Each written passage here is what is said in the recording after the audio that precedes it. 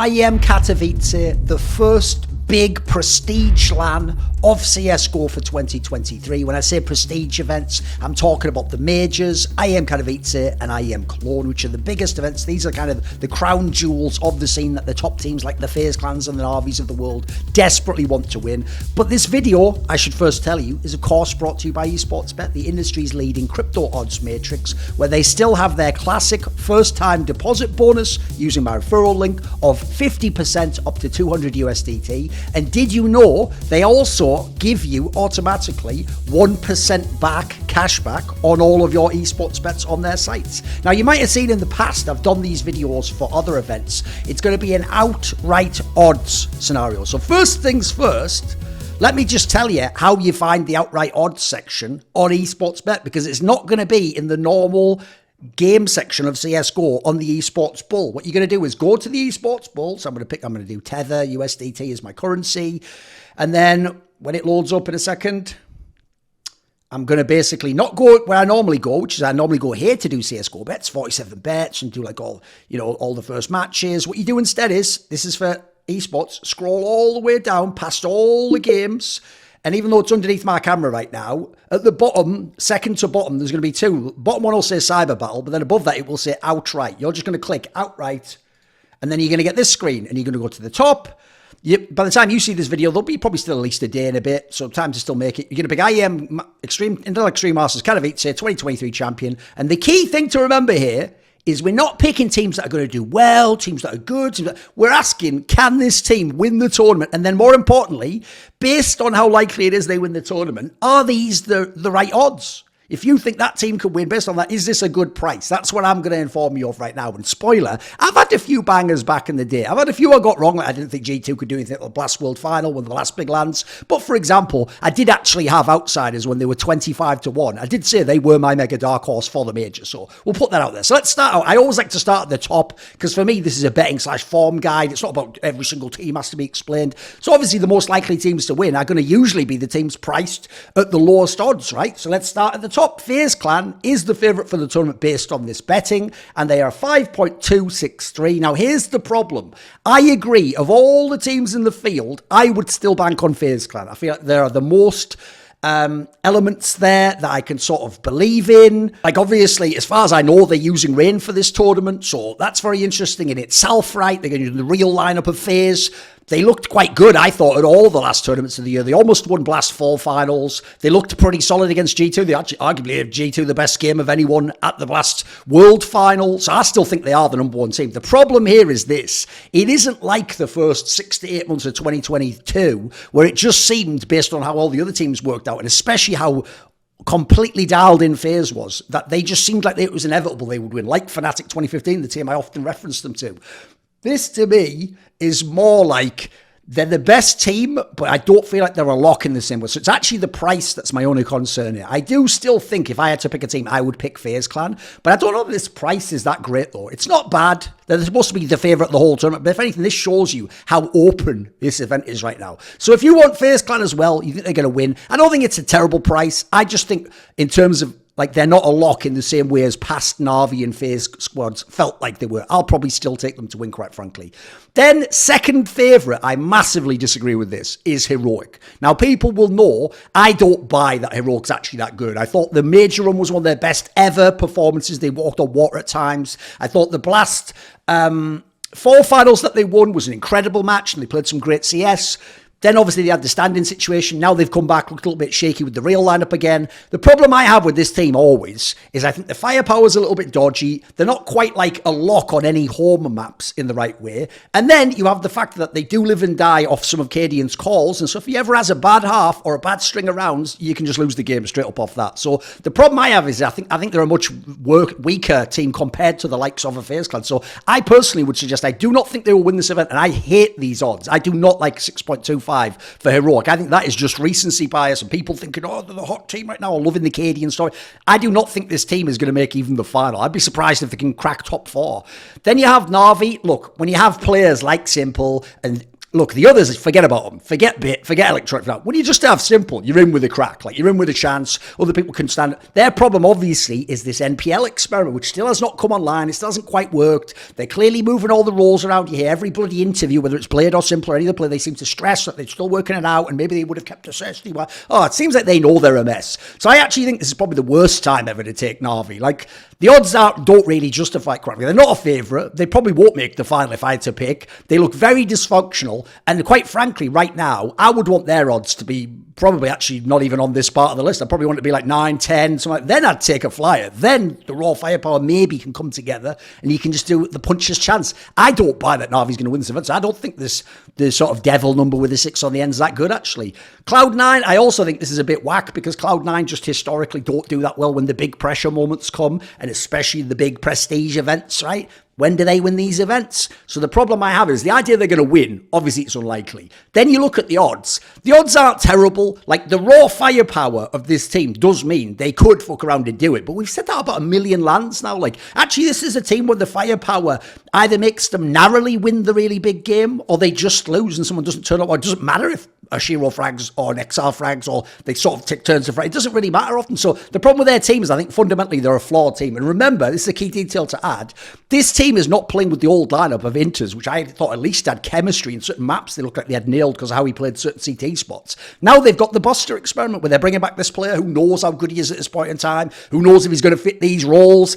I get the sense that they're going to be a worse team, quite frankly. So I don't think they're going to win any events this year. So I'm definitely not taking them here. And I don't think 8.33 is high enough. I would want them at like 10 or something above. Then I would say the raw firepower means you've got the puncher's chance.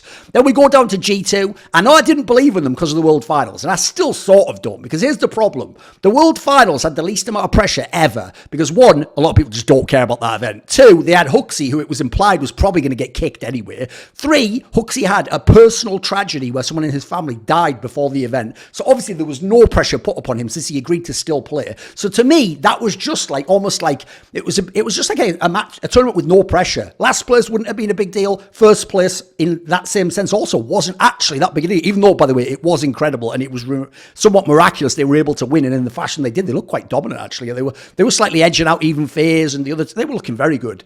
So even though they have carried that form on at the Blast Spring groups, spoiler, the Blast Spring groups after the fucking play break is going to be one of the least reliable sets of results to use for anything. So I still think that's no pressure.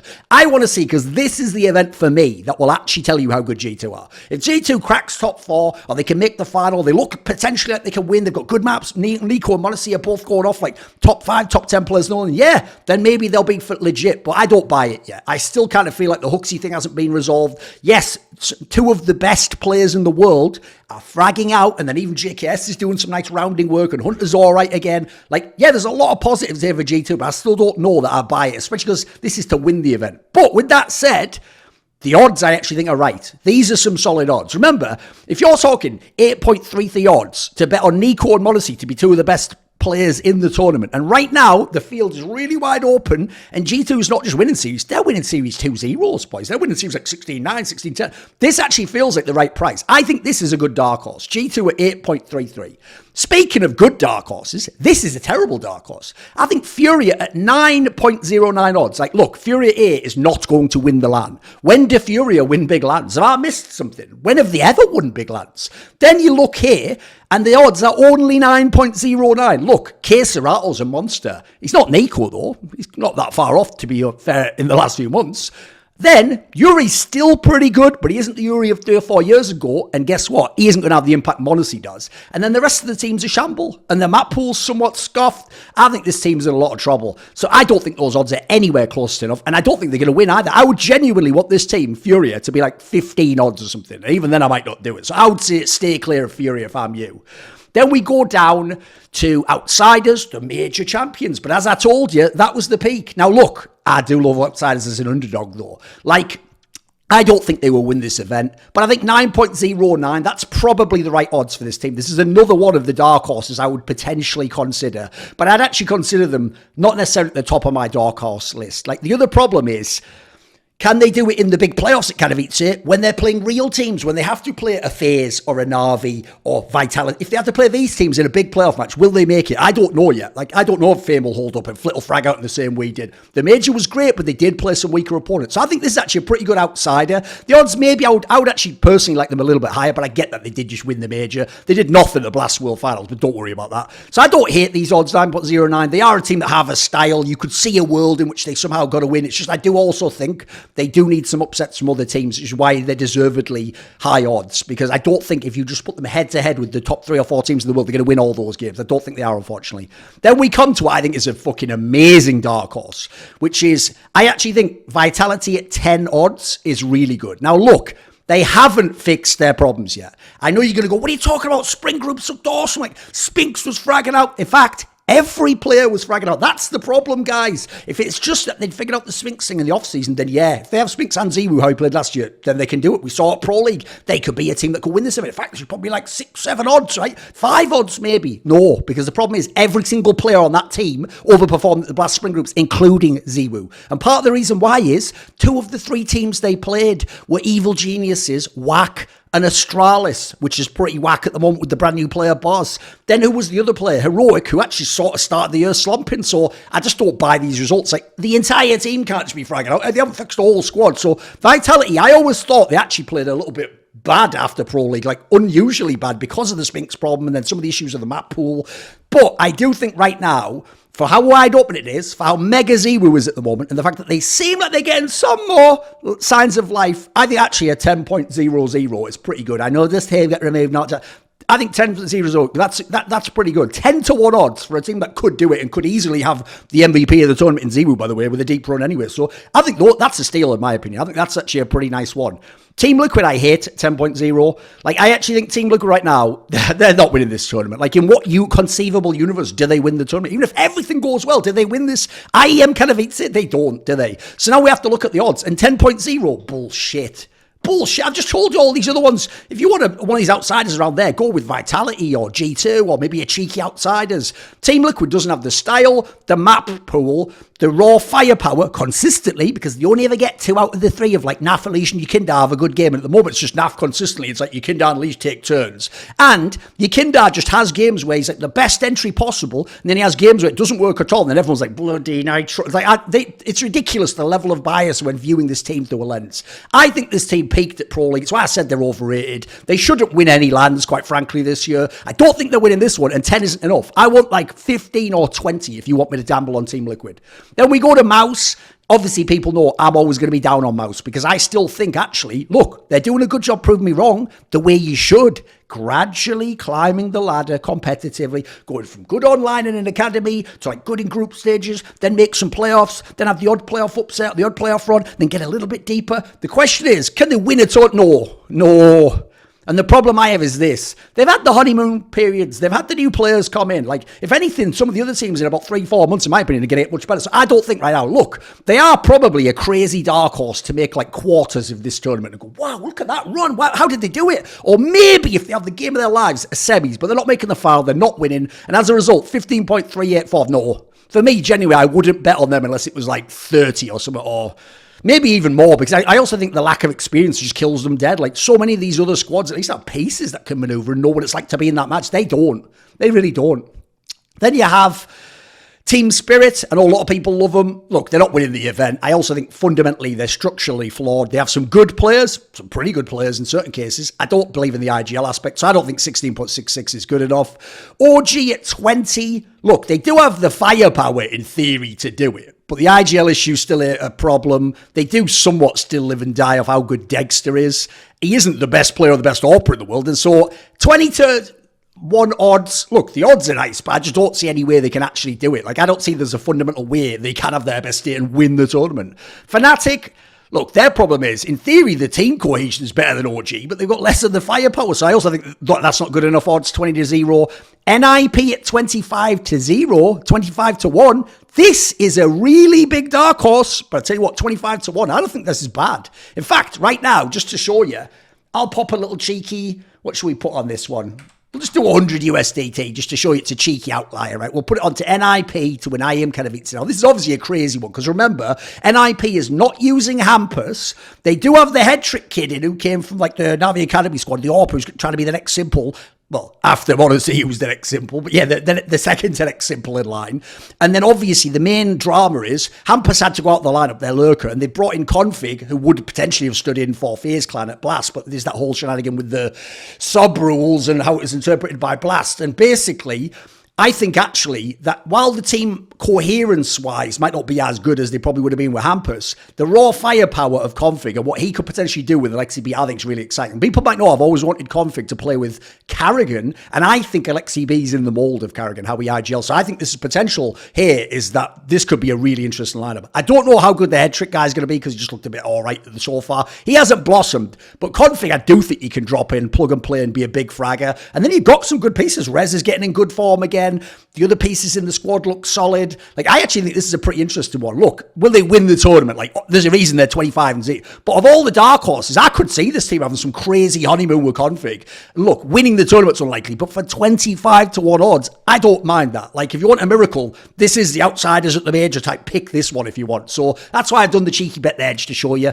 Big, I always impressed with them. And remember, they have the real lineup at this one, but they're not winning the tournament. And 25-1 odds, like, you're just tossing your money in the drain there, in my opinion. They can't win the tournament. Let's be real. The firepower isn't there.